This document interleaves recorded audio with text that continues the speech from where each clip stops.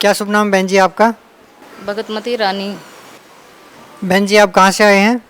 मैं आई हूँ करावल नगर, चमन विहार। संत रामपाल जी महाराज जी से नाम दीक्षा लिए हुए कितना समय हो गया?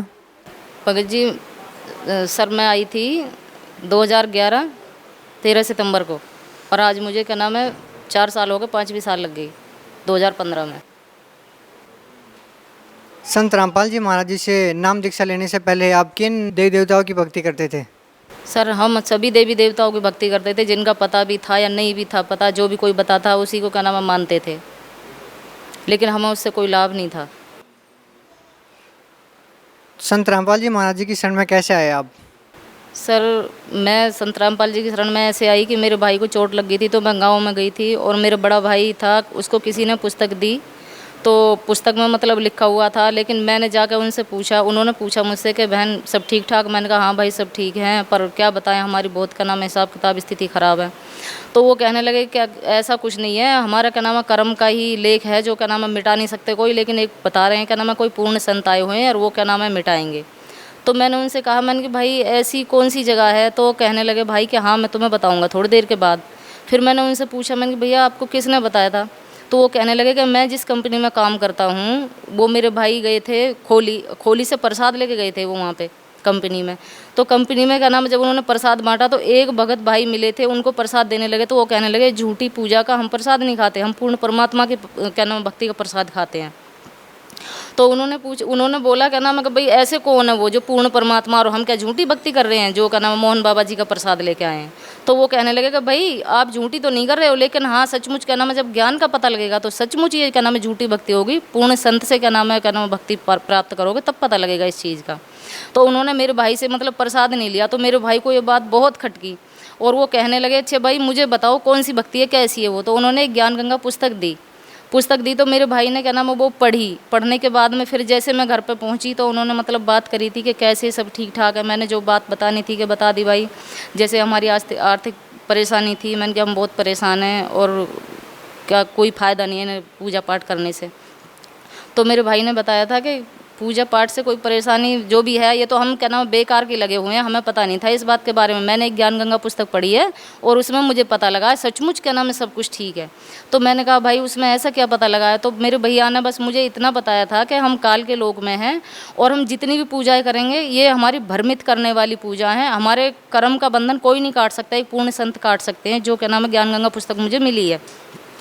तो मेरे भैया ने जब बताई कि 1 लाख जीव खाने और 1.25 लाख की उत्पत्ति करनी है और क्या नाम है हमें इन्हीं पूजाओं में भटकाए रखेंगे ये, तो हमें क्या नाम है इनसे कोई फ़ायदा नहीं है। तो मैंने कहा भैया क्या नाम है फिर पता करो ना वहाँ का।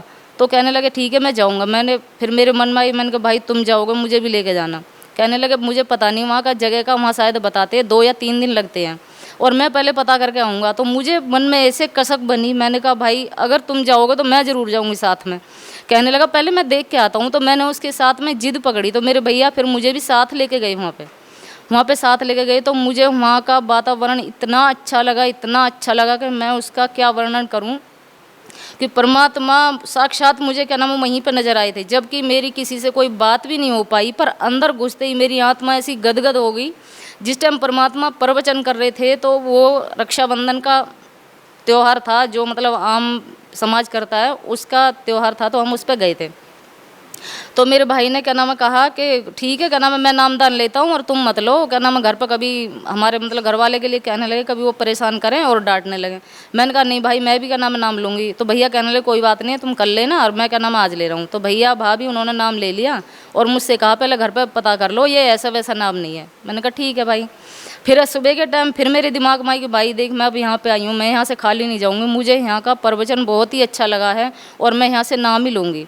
कहने लगा अच्छा ठीक है। तो मैं अपने आपे में जब जिस टाइम मैं नाम लेने गई थी तो जो भगत जी वहाँ पे नाम दान दे रहे थे तो वो जो अपना मतलब वो बता रहे थे मर्यादाएं कि ये मर्यादा मतलब ऐसे ऐसे निभानी है। तो मैं सोच रही थी जैसे वो बता रहे थे और मैंने ये सोचा था कि सचमुच क्या नाम है जितना ज्ञान मेरे को शायद इनको नहीं है, सारी पूजा पाठ के लिए मना कर रहे हैं, सारे व्रत के लिए मना कर रहे हैं। तो वो मतलब मैं सोचती थी कि मैं ये बात क्या नाम है इनसे कहूँ, अपनी बात चढ़ा के रखूँ, क्योंकि मुझे जैसा समाज से पता था वैसा क्या नाम है मैं बोली वहाँ पे। तो उन्होंने हर बात मेरी मतलब ऐसे करी कि मेरी बात बिल्कुल बाहर थी और उनका ज्ञान मेरे अंदर समाता गया। जब उनका पूरा ज्ञान मेरे अंदर समा गया तो मेरी आत्मा इतनी रोने लगी कि मैंने कहा भाई अब मैं नाम जरूर लूँगी, मैं बिना नाम लिए जाऊँगी ही नहीं। तो परमात्मा की शरण में आके मैंने क्या नाम है ऐसे नाम लिया। बहन जी, जो सद्भक्ति संत रामपाल जी महाराज जी ने आपको दी है, उस भक्ति से आपको क्या लाभ हुआ? सर उस भक्ति का मुझे इतना लाभ हुआ, इतना लाभ हुआ कि बताऊं तो सुबह से शाम और शाम से सुबह हो जाए, जीव का थूक सूख जाए, पर परमात्मा की वाणी का गुणगान कहाँ तक करूं मैं।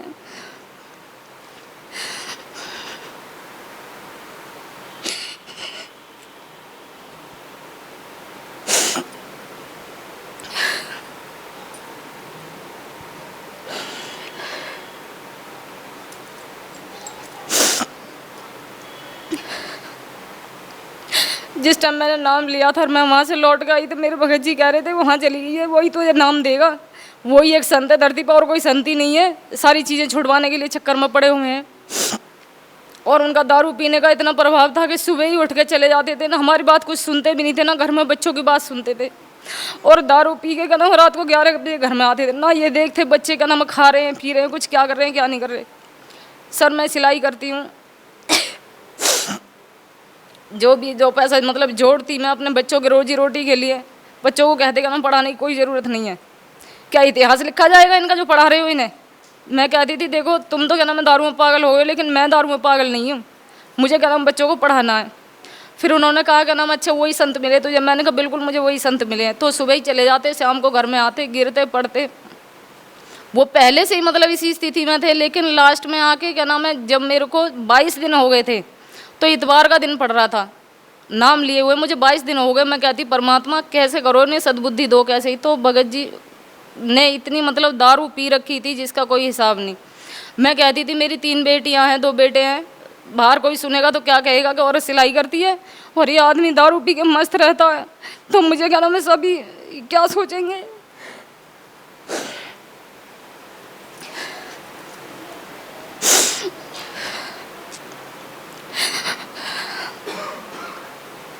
तो भगत जी वो इतनी दारू पी के आए, मुझे 22 दिन हुए थे, रात को क्या नाम है इतना बुरा दिन करके आए। मैंने गेट लगा दिया, मैंने कहा बाहर ही रहो, मैं अंदर नहीं आने दूंगी, अंदर नहीं आने दूंगी बिल्कुल भी। तो ऐसे आए जैसे एक भैंस लेट जाती है ना कीचड़ में बारिश के महीने में, इस तरीके से हो रहे थे वो। 2-3 बार गेट में मैन गेट में लात मारी और वो गेट मैंने कुंडी लगा दी, फिर भी उसमें इतनी लात मारी कि वो गेट खुल गया। अंदर आए तो मेरी छोटी बेटी ने उनको देखा तो उसका क्या नाम ऐसे हो गया जैसे हार्ट फेल हो जाता है, इस तरीके से वो एकदम सफ़ेद पड़ गई और कहने लगी, मेरा हाथ पकड़ के मम्मी मेरा गला दबा दे, मैं नहीं देखना चाहती, अब ये सीन मुझसे ना देखा जाता, काफ़ी दिन हो गए। मैंने कहा बेटा परमात्मा ही सही करेंगे। फिर मैंने उनको डांटा, मैं इनको देखूँ या तुम्हें देखूँ, मैं क्या करूँ। तो उस दिन क्या नाम है ये इतना बुरा दिन करा था। फिर मैंने अपनी बहन के पास फ़ोन किया गोंडा, मैंने कहा बहन तुम क्या नाम आओ और देखो इनकी बहुत बुरी स्थिति है, अब मैं क्या करूँ। कहने लगी कोई बात नहीं है मैं आती हूँ। तो मेरी बहन रात को पहुँची 12:30 बजे के करीब रात में। तो उनका बहुत बुरा दिन था, सारे कीचड़ में लेटे हुए थे। तो ये शाम तक वो अपना आराम से क्या नाम है लेटे रहे। अगले दिन कहने लगे मैं भी सतगुरु जी से नाम लेके आऊँगा। सर अंदर से बिल्कुल भी विश्वास नहीं था कि सचमुच ये क्या नाम है नाम लेके आएंगे। तो वो कहने लगे कि मैं नाम लेके आऊँगा। मैं कहने लगी अंदर से तो मेरे दिल में ये था कि हाँ भाई परमात्मा शरण में ले लो तो बहुत अच्छी बात है, लेकिन बाहर से मैं उन्हें ये दिखा रही थी कि मेरे पास किराया नहीं है, मैं आपको किराया लेके जाऊँगा और आप तो क्या नाम इतना नंगपना दिखाते हो, आपको 20 साल होगी कम से कम इसी तरीके से, तो मैं क्या नाम ऐसे कैसे क्या नाम करूँगी, मुझे विश्वास नहीं है। तो अपने आप गए सर, परमात्मा की दया मानती हूँ अब मैं, उस टाइम मुझे पता नहीं था। वो अपने आप गए 800 रुपये लेके आए, कहने लगे मैं अपना किराया भी लेकर आया हूँ, तेरा भी किराया लेकर आया हूँ, लड़की का भी किराया लेकर आऊँ, मैं उसको भी लेके जाऊँगा। मैंने कहा अच्छा ठीक है। तो सर वो क्या नाम है नाम ले आए। 22 दिन के बाद ही उनकी दारू छूट गई, जबकि उन्होंने पूर्ण परमात्मा सतगुरु रामपाल जी महाराज को देखा भी नहीं था उस समय। अगर मैं सुबह की आरती चलाती तो घर से बाहर निकल जाते, दोपहर की रमैनी चलाती तो चले जाते, शाम की आरती चलाती तो घर में होते ही नहीं थे। उन्होंने कभी किताब की ध्यान नहीं दिया, लेकिन मालिक का मुझे विश्वास था कि मालिक ने ऐसा करा कि चमत्कारों का तो क्या नाम भंडार भर दिया परमात्मा ने।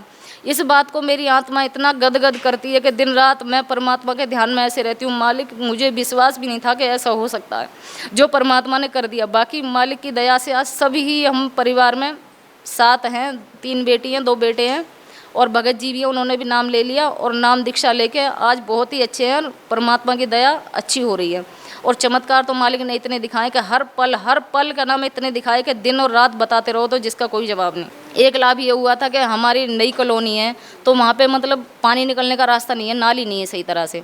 तो आगे जो वाली नाली बनी हुई है वो थोड़ी ऊंची थी, हमारी नाली थोड़ी नीची थी। तो वो मतलब जितने भी हम मिस्त्री को बुलाते थे वो सब कहते हैं आपकी नाली नीची है, ऊंची नहीं होगी, नीची है। हम बड़े परेशान थे, तो बार बार कभी पानी बाल्टियों से घेरना होता, कभी पाइप लगाना होता, तो बहुत दुखी हो जाते थे। तो मैंने कहा भाई ऐसे कैसे होगी, तो बच्चे भी दुखी हो गए। बच्चों ने कहा परमात्मा आप जाली बड़ी कर सकते हो, छोटी जाली को आप बड़ी कर सकते हो, गाड़ियों को आप सेट कर सकते हो, तो क्या मालिक नाली को सही नहीं कर सकते?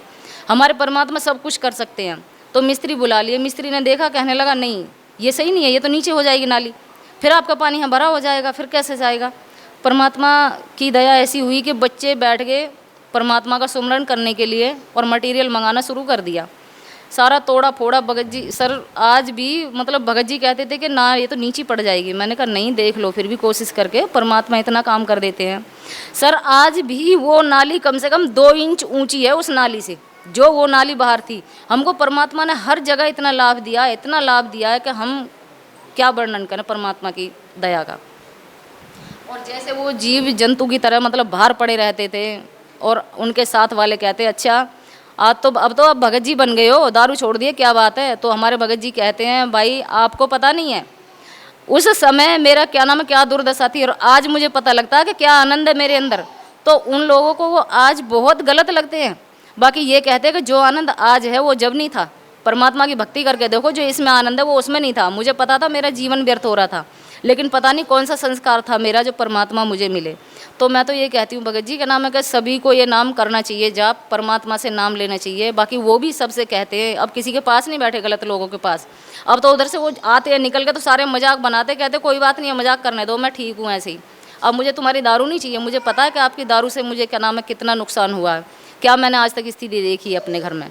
तो अब मुझे पहले पता नहीं था, लेकिन अब मुझे पता लग रहा है इस चीज़ के बारे में। तो अब वो जानवरों से मनुष्य बन गए, इंसान बन गए, एक भगत बन गए। परमात्मा ने उनको भगत बनाया, बाकी और कोई भगत नहीं बना सकता। जितने विकार थे उनके अंदर कि दारू बीड़ी सिगरेट शराब मांस। भक्त समाज को क्या संदेश देना चाहेंगे आप? सर मैं तो भगत समाज को यही कहना चाहती हूँ कि जब मैं छोटी सी थी तो मेरे भाई मतलब भजन गाते थे, मुझे भी बहुत शौक़ था।